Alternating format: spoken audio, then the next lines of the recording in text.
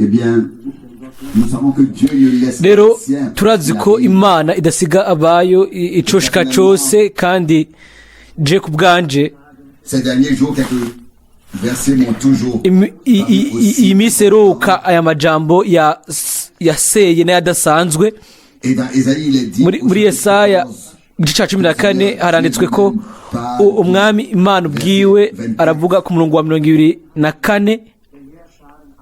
Ésaïe 14 verset 24. Yesaya 14:24 Uhoraho nyir'ingabo ararahiye ati nukuri uko niyumviriye niko bizoshika kandi uko nagabiye niko bizoba.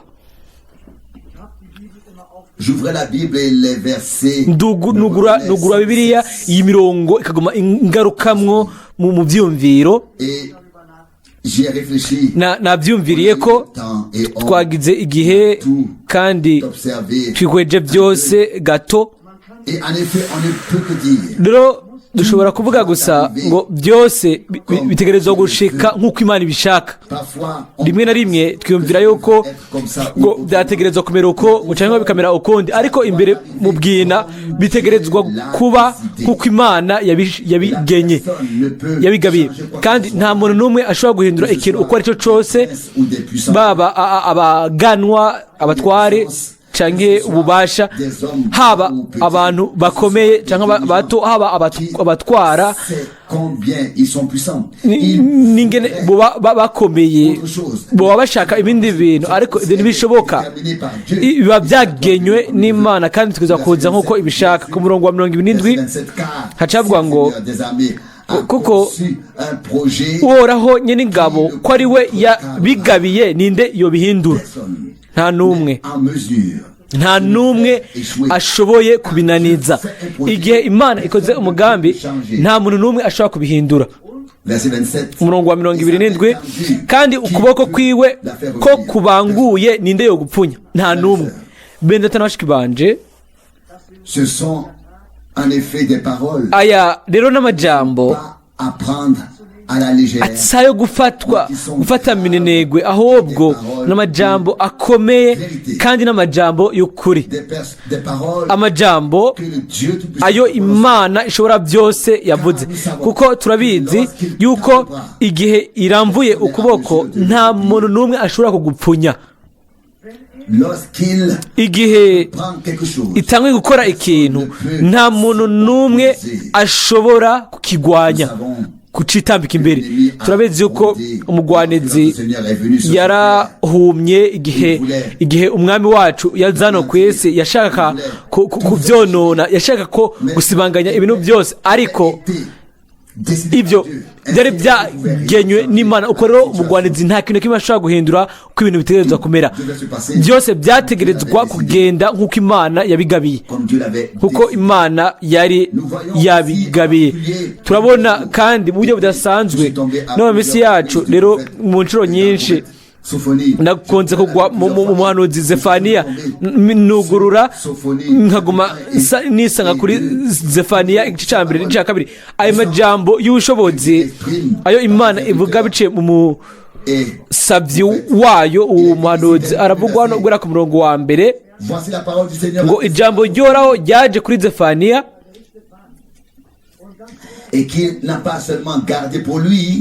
ntiyagigumije ko gusa, ahubwo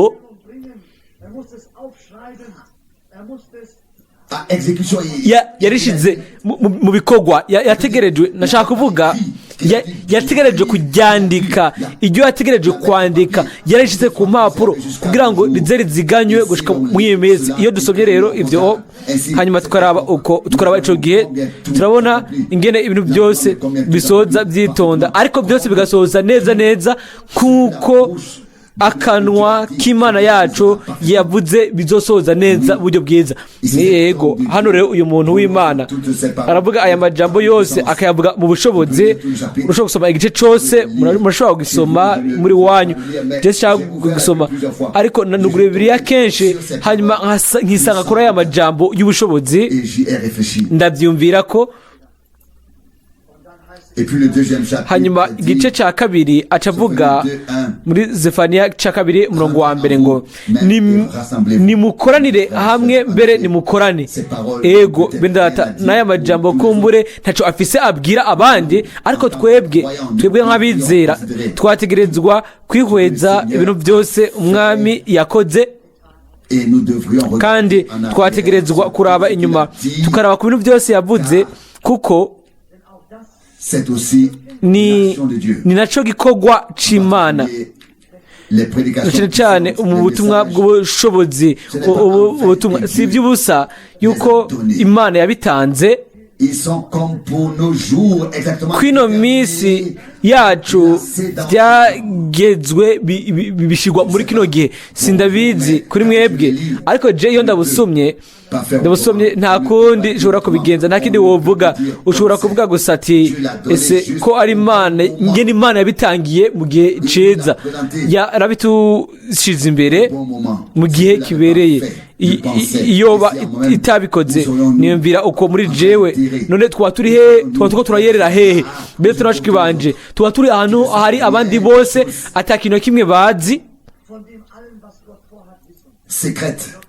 mu bintu by'amabanga mu by'Imana yagenye, aho natwe niho twokwisanga. Ariko dushimire Imana yuko itaduhebye, ahubwo ko yagumije ijambo ryayo hanyuma ikatuvugisha mu buryo bwiza butangaje. Kuri ibyo rero ndiyumvira yuko dushobora guha Imana yacu icyubahiro, amashimwe, tukanayisenga. Ubu rero sinshaka kubandanya mvuga, Frank ari hagati muri twebwe, kandi jewe sindi umuvugabutumwa nk'uko Imana yabitanze, ariko araza kubandanya we kutuvugisha, ariko turashobora guhaguruka kugira ngo dusengere hamwe. Mana yizigirwa, ndagushimira n'umutima wose kubwo iyi saha y'ubuntu, ko mu buryo bushasha turi hano mu bwoko bwawe, mu baturanijwe bawe hagati, mwami, mu bo wavugishije kandi mu bo ukivugisha.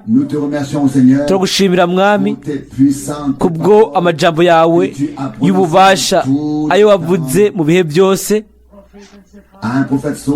ku muhanuzi Zefaniya, kuri Yesaya, kuri Yeremiya, kuri bariya abantu bose b'Imana bategerejwe kurindira igihe kirekire. Turabona mu minsi yacu ingene amajambo yawe asoza mu buryo butangaje. Mwami, turabizi mwami yuko iby'akanwa kawe kera kavuze bizoshika. Mwami, turagusenga mwami, turazi yuko igihe umunsi uhambaye umwami uri hafi, kandi uri hafi wegera wihuse. Mwami, urabibona n'amaso yacu. Ntiwavuze amajambo y'imfa gusa cyangwa ngo uvuge amajambo y'ububeshi, ariko wahishuriye ubwoko bwawe, wahishurira n'umusabyi wawe. Mwami, ibyo wari warigeneye twarabisomye, ibyo wigeneye urabikora. Mwami, urakoze ku bw'ibyo, icyubahiro cy'izina ryawe ry'igitangaza. Mwami, ndagushimira kandi kubwo ijambo ryawe ryahishuwe. Mwami, ndagushimira kandi kubwo iherezo ry'inga riheruka, kuko wagaburiye ubwoko bwawe. Urakoze Mwami, turabinezerewe kandi ntidushaka guhagarika gushimagiza izina ryawe no gutazira izina ryawe. Mwami, wowe gusa wakire icubahiro, uguhimbazwa no gusengwa mu izina rya Yesu. Amen. Dushimire Mwami kubwo aya mahirwe dufise kuba turi hano mu buryo bushasha. Nashaka uyu munsi gukora igihushanye. Je nashaka kuvuza iby'indirimbo, kurongora indirimbo, hama bisigaye ndabisigire muri data Rusi, kuko twese turi aho kugira ngo dukoreshe impano Imana yaduhaye. Jewe ubwanje ndashima cyane kubwo Si vous saviez que j'entre ici comme ubuheruka iyo wa mwari muzi yuko ninjira ngaha nk'uko mwese muba mwahinjiye, hanyuma Imana et que Dieu nous parle ensuite. Imana ikatuvugisha mu buntu bwayo, bintera isoni, bincisha bugufi, rimwe rimwe mba numva no kwinyegeza mu gace mu gace kinyegeje mu imfuruka iyo niyumviriye ku bwizigwa bw'Imana. Nta muntu n'umwe ashobora kubitahura. Ndazi ko umwami yaduhaye ijambo ryiwe, kandi muri jewe harimwo inkumbu nyinshi ziraba ibyo bifatika by'ukuri by'Imana. Ibyo ni ibiruko ntibyigera bimvamwo. Imana ni ikintu cy'ukuri ntakuka kandi cibihe bidashira. Dushobora kubitahura iyo tuvuze yuko na Satani ari ikintu gihari, ni ikintu gihari gusa nyene cibihe kizomara igihe, ikintu gihari c'ikinyoma. Imana ni nyakuri, Imana ni ukuri, Imana ni ukuri guhoraho. Urupfu gushobora kuba ni ikintu gihari, ariko ni ikintu gihari cibihe kimigwa n'ubugingo mu ntsinzi. Hasigara ikintu kimwe cy'ukuri kigaragara n'ubuzima gusa. Hanyuma iyo turabye byose uko genda birahushanya, Imana, umugwanizi, umuco, umwijima, urupfu, ubuzima, ingene ibyo bishobora kubandanya, turiyumvira yuko ari ibintu bihari, ariko kimwe gisigara kuko ari cibihe bidashira.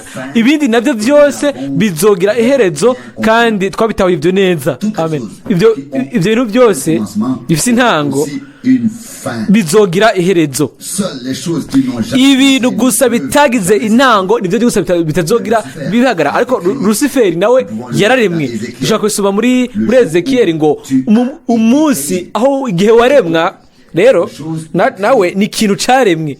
Ezekiyeli 28:13 Imana niyo mubihe bidashira n'umubihe bidashira. Imana yamyiriho n'ubu kandi izogumaho n'umubihe bidashira.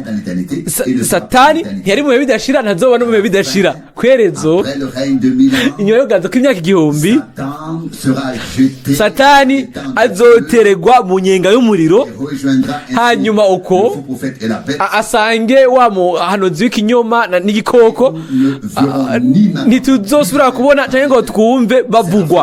Rizoba ari iherezo. Uko ari batatu bazoterwa mu muriro, inyenga y'umuriro uzorigata abazinjiramo bose. Ndabizi yuko hano twigishije ijambo ry'Imana mu by'ukuri, kandi nta kintu na kimwe mfise cyo gukuramwo. Ariko umurongo wa Bibiliya angaho inyongori zitabora n'umuriro utaziba muri Yesaya, ibyo bifatira kuganza kw'imyaka 1000. Ibyo ntibifatira mu bihe bidashira. Murashobora kubyandika ibyo mu gitabo cyanyu, byanditse muri Bibiliya. Yego niko biri.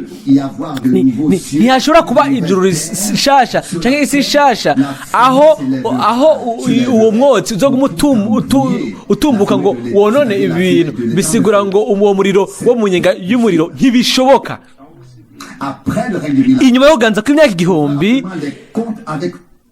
ibintu byose bizotunganywa bihere, hanyuma hazoza ijuru rishasha n'isi shasha. Uko rero ibya kera bizaba birenganye. Aho rero ntituzosaba no kwibuka ibintu bya kera, ariko bamwe basa nkaho menga ntibizera kandi arabizera. Jewe birantangaza.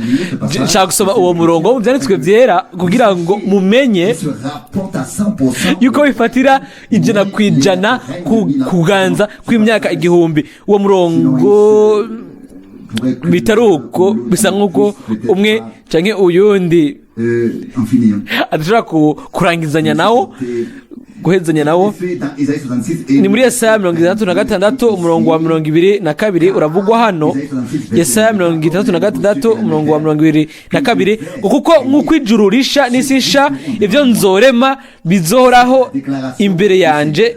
Ni ukuri ko mwami avuze ngo ni k'urubyaro rwawe n'izina ryawe bizohoraho. Umurongo wa 23 igihe kizoza uhereye mu mboneko z'ukwezi ukageza mu mboneko z'ukundi no guhera ku isabato ukageza ku yindi, abantu bose bazohora baza gusenga imbere yanje, bikubita imbere yanje kugira ngo basenge. Niko uhoraho agize. Umurongo wa 24 nuko bazosohoka baje kwitegereza imivyimba y'abangararije ngo abangiye kure, kuko inyo zabo zitazopfa kandi n'umuriro wabo ntuzibe. Mariko 9:44. Kandi bazotera abantu bose ishishi. Ivyo bizoba ryari? Ivyo bizoba ryari igihe abantu bazobanza gusenga ku munsi w'isabato no ku kwezi, imboneko z'ukwezi zibonetse mw'isi nshasha no mw'ijuru rishasha. Ivyo ntihazoba hakiriho isabato canke ivy'ukwezi kubonetse. Ibi ni ibintu bigaragaza igihe vy'ibihe, ibintu byose kandi aho rero mw'ico gihe nta muntu azogaruka kuraba ngo arabe izo nyo canke ibintu bibisha. Ntibwoba ubwo ari ubwiza, ahubwo woba ari umubabaro ku bantu bazobibona. Oya, ibi bifatiye 100% kuganza kw'imyaka 1000. Ariko si ibyo rero twashaka kuvuga ko twumvise ijambo ry'ubwiza ngo iby'Imana yagabiye irabikora. Yesaya 14:24.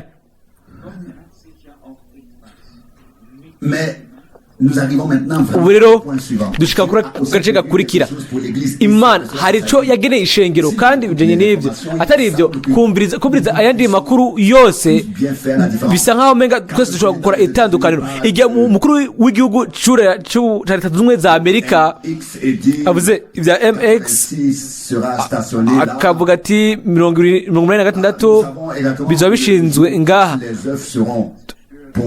bakavuga ati umunsi kanaka amagi hanyuma bakongera bakavuga ibindi ati Amerika izosamburwa ibi n'ibindi. Ivyo turashobora kubitandukanya ko turashobora gutandukanya kuri Israeli, turashobora gutandukanya no mu myandi moko, ariko ikibazo kirabishengero nico kindi ku mutima ubu.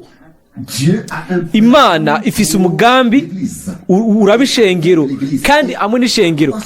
None rero twese byotumarira iki tuzi yuko ikora umugambi wayo hamwe na Israeli, hamwe na Egiputa na Siriya n'amoko n'ibihugu na Roma n'ibisigaye byose? Ibyo ni byiza ko tubimenya kandi turabishimira Imana, ariko dutegerezwa kuvuga yuko Imana ifise umugambi hamwe n'ishengero ryayo, kandi hamwe n'ishengero harimo n'umugambi uraba ino minsi ya nyuma. Hariho amabwirizwa atisubirizwako, kandi ariko ni gutumwa by'inkomoko. Ni umugambi w'Imana hamwe n'ishengero, kandi hamwe n'ishengero kugira ngo ibandanye ubukozi bw'umwami nk'uko yabitanguye kiriya gihe kera. Uwo mugambi w'Imana dutegerezwa kuwumenya mu kwizera, hanyuma tukawukora dufashijwe n'Imana, canke tukareka Imana ikawukora muri twebwe. Ariko namaze kubivuga hano muri gahunda yo kurungikwa mu ivugabutumwa, umwami ntiyigeze avugana rimwe ngo igihe nimwashika mu gisagara ngo mutangure gusenga kugira ngo nkore ibi, nkore ngo n'ibi, nkore ngo nabiriye. Nta kintu kimwe muri ibyo. Aravuga ngo ndabarungitse mu gisagara no mu kindi, genda mubwire abantu baba muri ico gisagara ngo ubwami bw'Imana bwabegereye, mukiza abagwaye, muzura abapfuye, muhumanure abanyamibembe. Luka 10:9. Iryo tegeko mu mugambi w'Imana nibyo byari byabaye. Nimibaze abigishwa bageze mu gisagara bagaca batangura kurira bavuga batinya ngo umwami ikora ikintu ngaha. Oya, yabategetse ababwira itegeko, ababwira ngo nimwinjire mu gisagara, hanyuma mumaze kwinjirayo mukore ikintu niryo ryo tegeko. Ubu rero nico gihe aho tutazovuga ubutumwa, tutazotangura guharira kw'ico kintu, ariko tukabikora gusa hanyuma tukarindira ko Imana gusa igifatika cy'ukuri hanyuma igakorera imbere y'amaso yacu. Uko nyene kuko byabaye ibifatika by'ukuri mu bwo bukozi, ikimenyekanisha, ikihishura, bitegerezwa kumera uko nyene mu ishengero, nta yindi nzira ihari. Nimba handitswe hano Yesaya 14:24, Uhoraho nyir'ingabo ararahiye ati nukuri uko niyumviriye niko bizoshika, kandi uko nagabiye niko bizoba. Ni byiza, ibi turabyizera n'umutima wacu wose, kandi n'ukuri gukwiye. Ariko ndabisubiramo, ukumenya gusa iby'Imana yageneye amoko Isirayeli, canke ibyo yageneye mu gihe c'iherezo, canke ibihe bigoye, amapfa, kunyeganyega kw'isi n'ibindi byose, ibyo byose turabizi kandi turashima kuba yuko dufise amaso yuguruye kubw'ibyo. Ariko si ibyo gusa, ibyo bigize umugabane mu bindi byose, kandi natwe nk'ishengero dutegerezwa kumenya ibintu by'ishengero nk'uko Isirayeli dutegerezwa kumenya ibyo Imana yayigeneye, uko niko dutegerezwa kumenya ibyo Imana yatugeneye, hanyuma n'ibyo yigeneyemo. Ibyo rero bitegereza gushika. Yahisemwo kurungika umuhanuzi ku iherezo ry'iminsi, yahisemwo yagabiriye gusohora ishengero ryayo mu madidane yose, yigeneye guhishura amabanga, yigeneye ibintu byinshi. Izo ngingo zayo yarazishize mu ngiro, ntiyahagijwe gusa no kubitangaza ibyo bintu, kandi byabaye ibihambaye cyane muri twebwe. Ku ruhande rumwe hari ibyavuzwe, ku rundi ruhande buri buhanuzi bwose bwabonye uburenganzira bwabwo biciye mu gusohozwa. Iyo rero dufatiye kuri Yosefu mu isezerano rya kera, canke muri Zaburi haranditswe ngo kandi ibirenge by'uyo byari biri mu nzitane babiboshe gushika aho ijambo ryayo ryasohoreje. Zaburi 105:18. Hariho ubuhanuzi bwo kubahwa na bene se n'ibindi byose, ibyo byose bizoza. Ariko gushika byose imbere y'ibyo byose bizoza, amaguru yiwe yarabusheye mu nzitane, yari umuhanuzi, yari yabonye iyerekwa, yarazi ko ibyo bizoshika. Ariko mu gihe cyo gusohoza ibyo byari aho, ntiyaragifise amaguru aboshe, yarafise ibiganza n'ibirenge byidegembya, hamwe n'ibintu byose byagenda biraba byose hamwe. Hanyuma abantu benshi, Isirayeli yose iraza, abantu bose bari bashonje, baronka ibyo bari bakeneye mu gihe ubwo buhanuzi bwariko burasohoza. Ubwo buhanuzi burasohoza, kandi icyo ni ikintu c'ubwiza, ni ikintu ciza. Ubuhanuzi busoje ni ikintu ciza cyane. Igihe cyose buba burikirindiriwe biba ari ibyizigiro, ariko iyo busoje aba ari igifatika gihari. Aho rero ushobora kubikora nka Simeyoni, agafata umwami mu biganza, umwana Yesu, akavuga ati mwami, ubu rero reka umusabyi wawe yigira amahoro. Aho rero ibyizigiro ubuhanuzi buba bwacitse iby'ukuri. Bakundwa, munyizere, ntituzonyiganyiga, bizovaho turi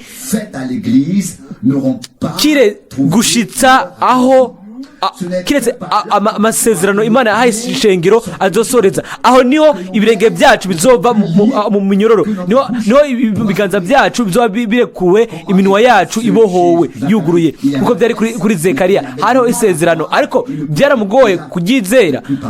Rero ntiyaragishobora kuvuga ariko umunsi igihe rya sezerano ryasohoza hanyuma bakamuha ikintu ngo yandike yaranditse, ariko aho nyine akanwa karuguruka mu buryo bw'igitangaza, ururimi ruragoboroka. Umunsi wari washitse ntiryari kiri sezerano, ahubwo cyari ikintu gifatika gihari, kwari ugusohoza kw'iryo sezerano. Nibyo rero nibyo abizera bose bakomerezwa ko mu buryo bw'imwemu, bakomerezwamwo mu minsi yabo. Uko niko dutegerezwa kubona, uko niko tuza kubona ibintu mu minsi y'iherezo, ibifatika by'ukuri by'Imana, ugusohozwa k'ubuhanuzi bwa Bibiliya. Yesu Kristo yari iki? Kwari ugusohoza k'ubuhanuzi bwa Bibiliya. Yari rwa rubyaro rw'umugore rwategerezwa kumena umutwe w'inzoka, hanyuma rwarawumenye. byose byacitse, ibifatika bihari by'ukuri. Amajambo yose abantu bavuze byacitse ibintu by'ukuri. Mika yaravuze mu gice 5 ngo we Betelehemu nturi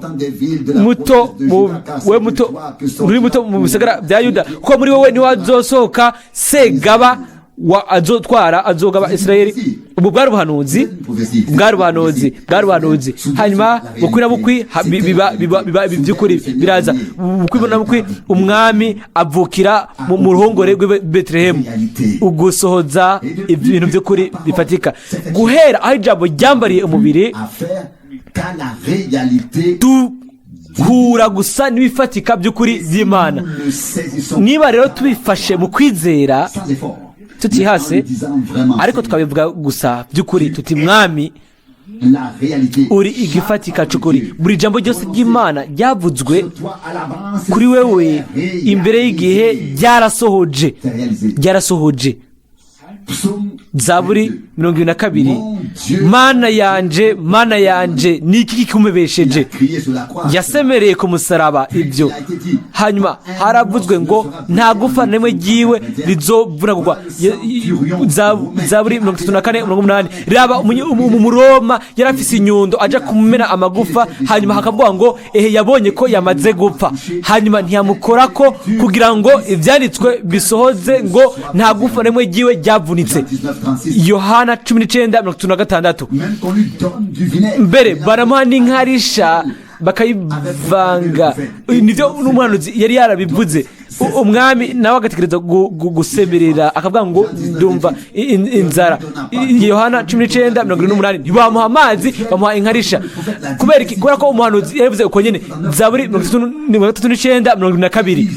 Hanyuma bakavuga ngo bazogabura impuzu zanje. Zaburi 22:19. Hamwe n'ivyo nanditse hari ubuhanuzi 9 bwasoje bukaba umwami wacu igihe bwo kuza kwa mbere kwa Kristo. Ego murevuga kwiki ubu rero turabinezererwa, turabizi, ariko ntitugomba guhagarara ngaho. Ntibijanye n'ibifatika by'ukuri navyo biri mu ishengero, kuko byari bifatika by'ukuri biri ku mutwe w'ishengero, ari we Kristo umucunguzi. Ubu rero kubacunguwe bigomba kugira ngo ijambo ry'Imana rishobore kwemezwa, bibe ibintu by'ukuri biciye muri twebwe. Hanyuma duharura amasezerano yose, ariko by'ukuri ni menshi, kandi dutegerezwa kwihuza n'icyumviro ko Imana ishaka kutugira igice cy'ibifatika byayo hano ku isi, muri urusengero rw'Imana. Ego urusengero rw'Imana ni ikintu gifatika cy'ukuri gihari. Igihe umwami avuga ngo nzogendagendera hagati muri bo mbi Imana yabo, Abikorino ba 2:16. Uko niko biri nk'uko Imana yabivuze. Nimba handitse Yesaya 14:27 ngo umwami nimba yarakoze imigabo ninde azoyihagarika, niba irambuye ukuboko ninde azogupfunya? Abizera bo bwa mbere ntibasabye ngo mwami ramvura kuganza kora ibitangaza kora ibimenyetso byakozwe 4:30. mbega iryo si ryo sengesho basenze nibyo. ninde rero ashaka gusubiza inyuma ikiganza kiramvuye cy'umwami? hariho ijambo iryo Pawulo yandikiye Abanyefeso, ndibaza ko nza kuribona byihuse, ko umwami asohoza umugambi wayo nk'uko yabihisemo. ni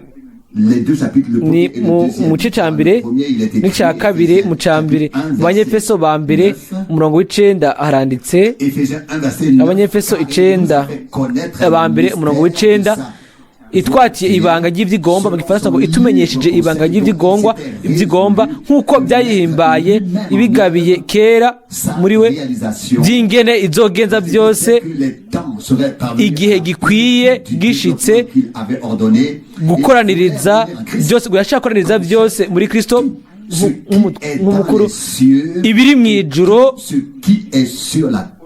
n'ibiri mu isi. umurongo wa 11 kuba muri uwo kwaduhesheje gucika ishamvu yayo, twashiriweho kera nk'uko iyo yabigabiye ikora byose nk'uko imigabo yo mu mutima wayo iri. umurongo wa 12 kuzoba kugira ngo tube abo guhesha icubahiro ubwiza bwayo, twebwe abizigiye Kristo kera. yafashe imigabo ishinga ukugomba kwayo, kandi ibyo biguma uko. niba tugomba gusenga ngo ukugomba kwawe gushika, Imana ntiduhishyire ukugomba kwayo kugira ngo gushobore gushika. bikwiye ko iby'Imana yasezeranije bicika iby'ukuri. hariho n'uwo murongo mu gice cya 3, agace ka 2 k'umurongo wa 4, mu gice cya 3 agace ka 2 k'umurongo wa 4, kubona ingene nzi ibanga rya Kristo. iryo abana b'abantu ntibabimenyeshejwe mu bindi bihe nk'uko muri iki gihe intumwa ziwe zera n'abavugishwa nawe babishuriwe namwe. umurongo wa 6 yuko abanyamahanga basangiye n'ibindi basangiye natwe. hanyuma acavugwa ego dutegereza kubandanya gusoma ibyo ku murongo w'8. jewe uri mu nyuma y'uwo mu nyuma y'abera bose naherewe ubwo buntu kubwira abanyamahanga ubutumwa bwiza bw'itunga rya Kristo ritagira aho riherera,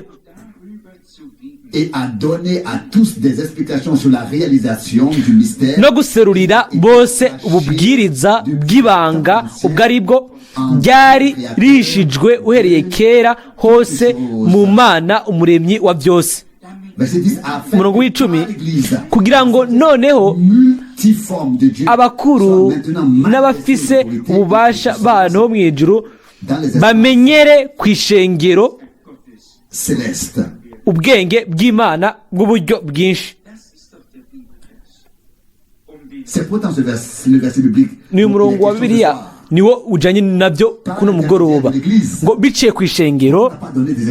Pawulo ntiyasobanuye kugira ngo ibintu byose bigume nk'uko byari biri bwa mbere. Insobanuro iva ku Mana yari ngaho kugira ngo ishengero rishobore gutahura rimenye yuko Imana yashaka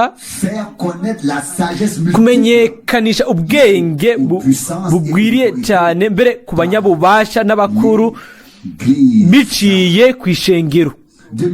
uko nyene nk'uko ububasha bwose bwa Satani bwaneshejwe, uko niko ububasha bwose bwa Satani bwaneshejwe n'umucunguzi, uko niko atakwikiranya yuko iyo ntsinzi ku bubasha bwose bwa Satani bitegerezwa gutangazwa bikagaragazwa n'abacunguwe gushika no mu birere byo mu ijuru. Reka ndabibasomere irindi rimwe, si inyigisho nshasha ni kera, ahubwo bikwiriye gusa ko tubishira ku biterwa amatara kugira ngo tumenye impamvu turi hano. Ku murongo w'8 ngo jewe uri mu nyuma y'uwo mu nyuma y'aberaho bose naherewe ubwo buntu kubwira abanyamahanga ubutumwa bwiza bw'itunga rya Kristo ritagira aho riherera. Umurongo w'9 no guserurira cyangwa ngo gusigurira bose ngo ububwiriza bw'ibanga bwari bwo gushitswa bw'iryo banga, si iryo banga gusa ahubwo ngo no gusohozwa ugushitswa kw'iryo banga. Iryo ibanga rigomba kubona ugusohoza kwabyo, ugushitswa kwaryo mu buryo ubucango bundi ngo kandi bice ku gusohoza kwaryo niho bicika ibifatika by'ukuri by'Imana. Rero aho ntaba ari ibanga gusa ibyo tuba turavuga ko, ahubwo ari ibanga ryacitse igifatika cy'ukuri. Kandi aho rero niho ari ijambo ku murongo w'9 ngo ugusoza mu gifaransa, ugusoza kw'iryo banga bwo ibyari byarahishijwe uhereye kera mu Mana umuremyi wa byose, kugira ngo ubu noneho biciye ku ishengero ubwenge bw'Imana bw'uburyo bwinshi bushobore kugaragarizwa abakuru n'abafise ububasha b'ahantu ho mu ijuru biciye ku ishengero. Naho ubu rero nico gikorwa cacu. Niba twifata nk'ishengero ry'Imana, dutegerezwa kuja kuri ico gikorwa. Nta yindi nzira ihari. Ntidushobora guca ku ruhande ibi bintu nk'ibi kugira ngo dushikire intego. Ntidushobora kwicara ngo tuvuge ngo umwami ngo ndagushimira kuri banga ngo ritangaje. Dutangure gushimira umwami kubwo gusoza kw'iryo banga ry'Imana, iryo yaremye imbere y'uko isi iremwa, kandi ubu rero ishaka kuzana igashikana biciye ku ishengero. Kandi nk'uko twabisomye ngo mbere n'abakuru n'abanyabubasha b'ahantu ho mu ijuru ngo bashobore kumenya, babwigwe, bamenyeshwe ubwo bwenge bw'uburyo bwinshi bw'Imana. Imana idushire ku mutima gutwara ibyo imbere yayo mu masengesho. Tuvuge tuti mwami, ubu rero twashitse ahantu aho tumenya igihe aho wewe buri jambo ryose ry'ibyanditswe irifatira kuri wewe ryacitse iby'ukuri bifatika. Twarabibonye, twarabimenye, ariko ubu rero tugeze aho icyanditswe cyose icyatanzwe gihabwa ishengero. Buri sezerano ryose, buri tegeko ryose, buri bintu byose byanditse muri Bibiliya bishobora kuba ibifatika by'ukuri biciye ku ishengero. Dushobore kuza imbere y'Imana muri ubwo buryo, kandi umwami aturabane ubuntu, arazi imitima yacu. Ntibijyanye nawe cyangwa jewe ku giti cyacu, ahubwo bijyanye no kuba n'ishengero ry'umwami. Imana yitwararitse ugusoza kugira ngo amasezerano yayo yagire igifatika gihari, dushobore kuyagira, dushobore kuyumva. Ibyo byose bitegerezwa gukoreka kandi bishitswe biciye ku ishengero. Haravugwa hano ku murongo wa 11 ngo nk'uko imigabo yayo iri iyo yagabiye uhereye kera hose ngo mu bihe bidashira, yishitsa muri Kristo Yesu umwami wacu. muri uwo niho duhebwa ubushizi bw'ubwoba no gushikira Imana tuyizigiye kubwo kumwizera. Umurongo wa 13 nico gituma ndabasabye canke mbinginga ngo mwoye kwihebuzwa n'amarushwa yanje yo kubwanyu, kuko ari cyo cubahiro canyu, ngo nibwo bwiza bwanyu bivanye n'ubusobanuro. Rero bijanye no kushimagizwa kw'Imana biciye kuri Kristo no ku ishengero. entendu clairement Dieu Twabyumvise neza guhera kera Imana yari muri Kristo Zuerst geschah das, was damals est dans l'église. Kristo nawe Ce qui ni devait ishengero. à l'époque Ibi byategetswe gushika kiriya gihe kera byarabaye. Ubu rero haba ibigenewe kuba muri kino gihe. seinen Ratschluss geoffenbart. Er hat uns et Dieu ne nous a pas Imana ntiyaduhishuriye iby'ubusa umugambi wayo, yashatse kutwereka umugambi wari wahawe ishengero. Ego kubera iki? kugira ngo ireme inzara, kugira ngo gusa ibyure icifuzo canke kugira ngo ibihaze. Imana ishaka kubihaza, Imana ishaka kwishibagiza, Imana ishaka gusoza ijambo ryayo, ishaka gukora isezerano irigire igifatika c'ukuri gihari. Mbere n'isezerano rya mpwemu canke ugusokwa kwa mpwemu ryari isezerano guhera mu minsi ya Yesaya, guhera mu minsi ya Yoweri, guhera mu minsi y'abahanuzi, ryari isezerano. Ariko ku munsi wa Pentekote cari igifatika gihari c'isezerano. Isezerano ryacitse igifatika gihari, ryacitse ibihari by'ukuri. Igihe umwami yabwira abigishwa biwe ngo genda muvuge ubutumwa bwiza n'ibindi, hanyuma baragenda baragaruka, ndibaza bariya 70, hanyuma baraza baravuga ati mwami mu izina ryawe, n'abadayimoni baciye bugufi. Yarabwira ati ntimukwiye no kunezererwa ivyo, ni ibifatika bihari. Ndabibabwira, nabahaye ububasha, nabahaye ubwishingizi bwanje, nabahaye uburemwa, mwasohotse mugenda mu izina ryanje n'ijambo ryanje. Ijambo ryanje ryacitse igifatika imbere yanyu biciye kuri mwebwe kandi hamwe namwe. Nta kundi kuntu byogenda kiretse ibyo nababwiye, kandi kuko nabibabwiye umwami yavuze ati rero nimunezerwe yuko amazina yanyu yanditse mu ijuru. Ibijanye n'ibyo, hanyuma ndiyumvira yuko dutegerezwa gusa gutahura ibyo. Imana ubu ishaka kuturongora muri ibyo. Guhera mu minsi mike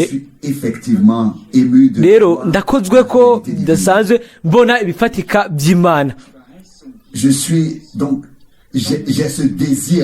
Fise ico cifuzo co kubona ibifatika by'ukuri by'Imana, si gusoma gusa ngo ndabe amasezerano gusa, ahubwo nkayasoma nkayizera, hanyuma nkayabona yiyegeranya akora ashitsa mu buzima bw'ishengero. Nico gikogwa ico dutegerezwa ubu kujako. Nta muntu n'umwe ashobora gukubita umuguruka ugaragara mu gihe c'isarura, bikwiye ko ingano ziba zuzuye mw'ivyo.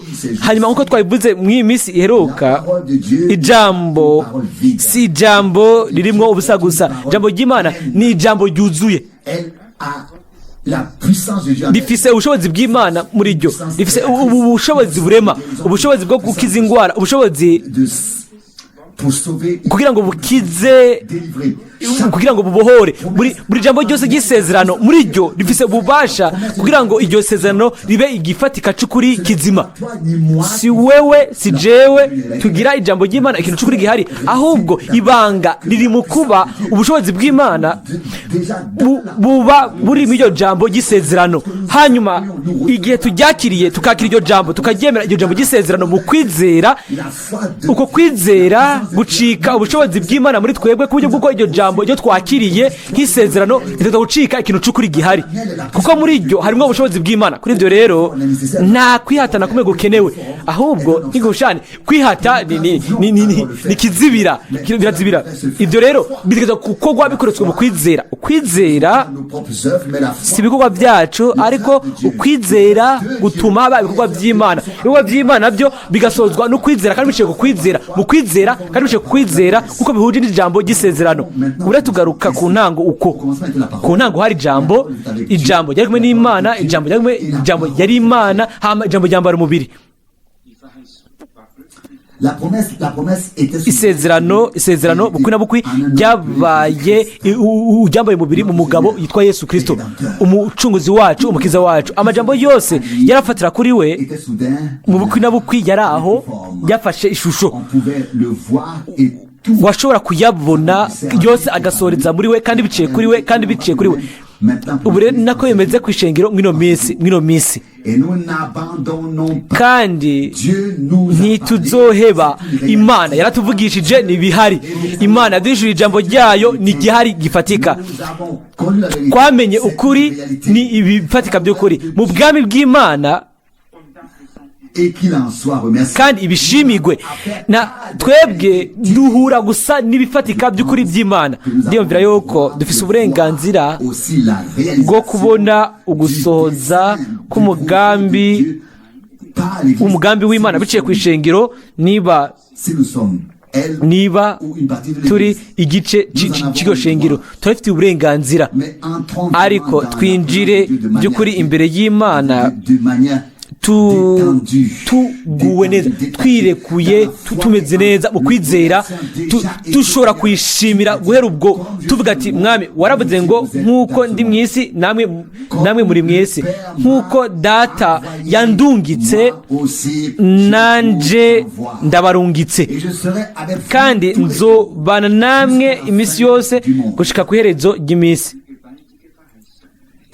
hanyuma hacakurikira iri sezerano ry'ubushobozi ngo ibikorwa nkora namwe muzobikora Yohana 14:12 ibyo birengera ubushobozi bwacu ibyo birengera ibyiyumviro byacu ariko imana ntishobora kora ibirengera ibyo dushobora gutahura iyo yabivuze ihagarara inyuma y'iryo jambo yavuze rero itegerezwa kubisohoza nta kundi kuntu byogenda kandi imana yakoze ibitangaza byo kurema mu gihe cyacu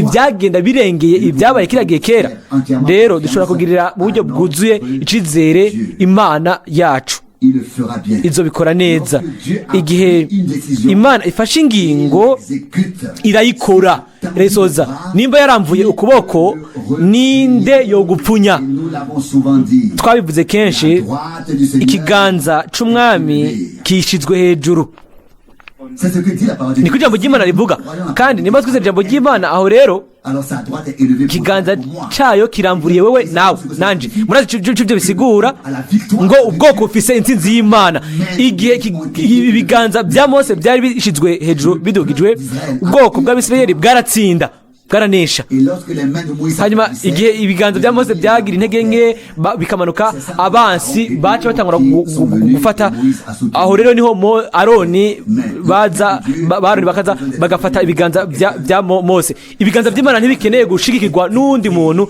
ikiganza cyayo gishizwe hejuru kandi igihe cyose ikiganza cyayo kiri hejuru ubwoko bwayo bufise intsinzi amen niko byagenze hamwe na Mose kandi Mose yari umuntu gusa ariko yari umuntu w'Imana kuri gahunda y'Imana yaratarika ibiganza kandi uzi ibiganza by'Imana Imana hanyuma Imana igatanga intsinzi bagatsinda byose bagafata byose ahantu hose hakaba intsinzi imbere ahantu hose bari ku ntambara hanyuma bukwi na bukwi ugasanga ntibikimeze uko igihe cyose ikiganza cy'uburyo cy'umwami kiri hejuru dutegerezwa ntidushobora gusa ahubwo dutegerezwa ni igitekerezo cy'Imana ku ntsinzi y'Imana iba mu ishengero nta bundi buryo dutegereza kwibuka ibi bintu mu kwizera hanyuma tukavuga ti mana yizigirwa uyu munsi turi ku isi uyu munsi dufise inshingano imbere yawe kugira ngo ijambo ryawe amasezerano yawe acike ibifatika by'ukuri bice kuri twebwe kandi duhuye n'ico gikorwa kandi Imana izotugira ubuntu kugira ngo ntitumaramare ariko itwambike igitsibo c'imbabazi n'ikigongwe hahimbazwe izina ryiwe ryera amen data uri mu ijuru umutima wanje uzanywe no kuguhimbaza no kugusenga duhagaze hano mu kibanza aho watuvugishije twakiriye ijambo ryawe mu kwizera amasezerano yawe ategerezwa gucika iby'ukuri. Tu as une église sur la terre. Ufise ishengero hano ku isi, tuguhimbaza ku bw'ibyo, kandi turagusabye mwami ngo uhaguruke wemeze ijambo ryawe, uduhe ukwizera, uduhe icizere, uduhe ubushizi bw'amanga. Haleluya, amen. Kuko nk'ijambo ryose ryasohoje muri wewe mu mubiri risoze muri twebwe, igihe cyose turi hano n'igihe cyose dufashwe nawe kugira ngo tube hafi yawe. Hahimbazwe izina ryawe, amen.